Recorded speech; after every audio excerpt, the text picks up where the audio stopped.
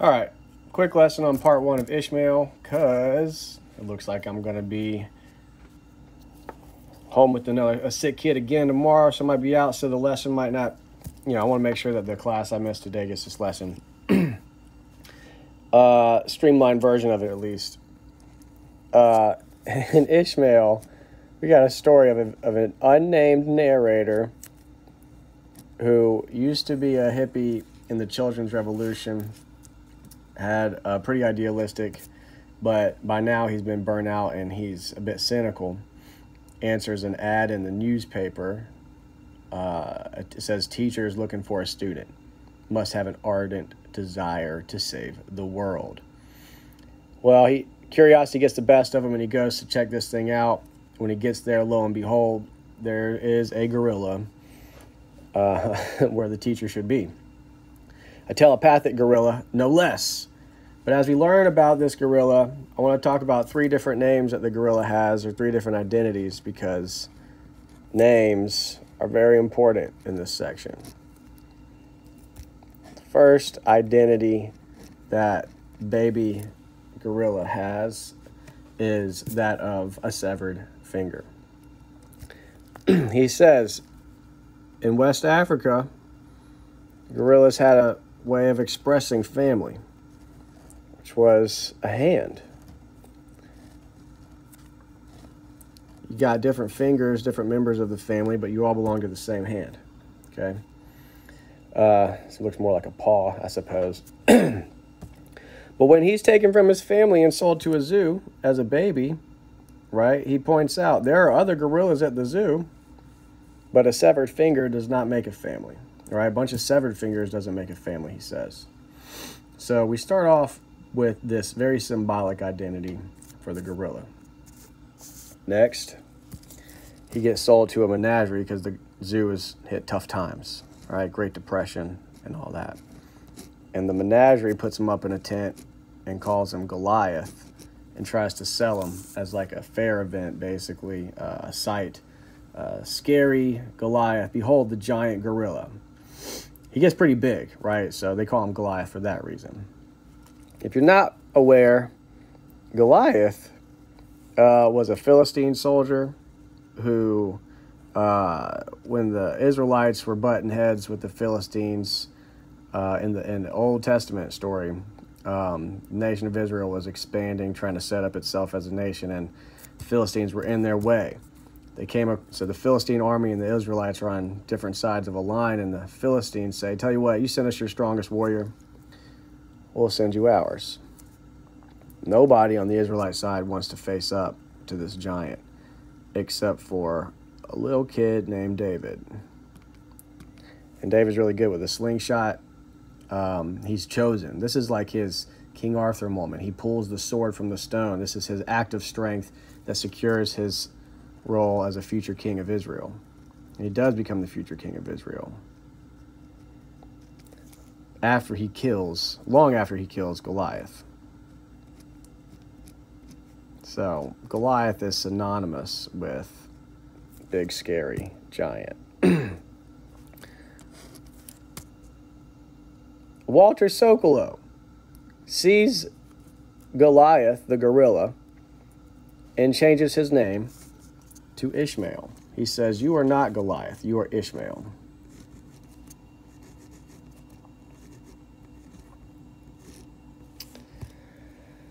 Walter Sokolow's whole family has been killed in the Holocaust. Right? He's grieving. So when he sees the gorilla, right, and he's been separated from his family now.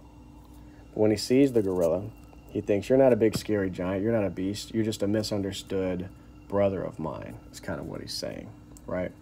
So Walter Sokolow appeals to his these Old Testament stories. We get this allusion to Ishmael.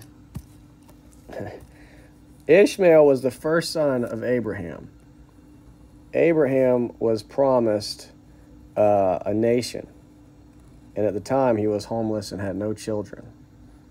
Right? But Abraham is told by God, you're going to have a great nation, which means Abraham's going to have to get some kids. He tells his wife, Hagar, who's also pretty old, we're going to have some children. She says, not me. and comes up with this idea to let Abraham sleep with her servant Hagar, and he does not object. Well, Hagar does have a child, and that child is Ishmael. It's all fun and games. It's all fine. Sarah's cool with the arrangement until Sarah miraculously and surprisingly becomes pregnant herself. She gives birth to baby Isaac.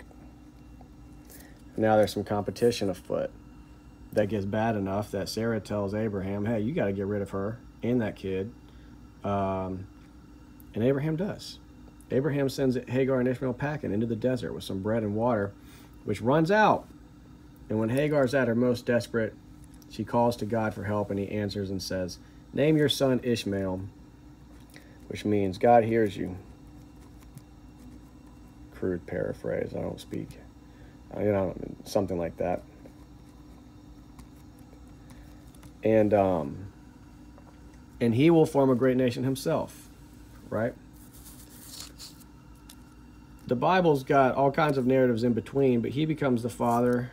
Isaac gives birth to Jacob, who becomes Israel, who has 12 sons that become the 12 sons of Israel, and becomes the patriarchal line that Judaism celebrates as its founding fathers, right? This bloodline. And the bloodline leads to David, who becomes the messianic king, the hero of many of these Old Testament stories in the Jewish tradition. And when the Christians pick the story up, right, Jesus is in David's line. So it all goes back to Isaac with Judaism and Christianity, symbolically appealing to these old folks. Ishmael has families of his own, a bloodline of his own, and the Prophet Muhammad's the descendant of that line. And I think this is significant, right? Significant enough that there's, still some rivalry. There's a story about Ishmael, or Isaac, but Abraham is told by God, hey, now that you've gotten rid of one son, I want you to sacrifice your other son. And Abraham's like, I think I'm getting mixed signals, but I'm going to listen nonetheless. You are God and all. So he takes his son, Isaac, in Genesis account, up to this mountain, Mount Moriah. Binds him up. Poor Isaac doesn't know what the heck to think.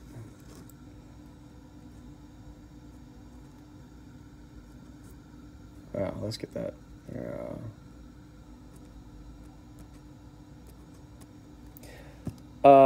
And Abraham gets so far as to hold the knife above his head before an angel intervenes and says, whoa, whoa, whoa. It was a test. God was just testing your faith, right? You can save Isaac. Thank God. Their relationship's never the same, I'm sure, but Isaac can grow up and, found Judaism and Christianity, and then all is fine and well. There's some debate, though, right, between the different religious traditions as to which son it was that was taken to the mountain. This is a big moment, right? This symbolically sort of demonstrates a transition from human sacrifice to animal sacrifice, right? We're starting a whole new thing here. And which son was it? We see this sibling rivalry sort of play out in these religious traditions. Whoever it was, right, I think it asks us to remember that severed fingers do not make a hand, right? Whether it's different religious traditions, whether it's brothers or sisters family members not getting along, or whether it's humans who fail to appreciate their connection with the animal kingdom, like gorillas. We're looking at themes of family, individualism,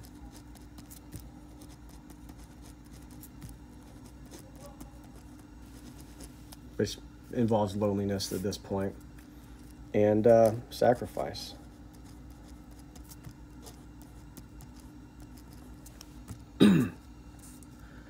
And I hope that you guys can think about those themes as you read part 1 of Ishmael. All right, see you when I see you.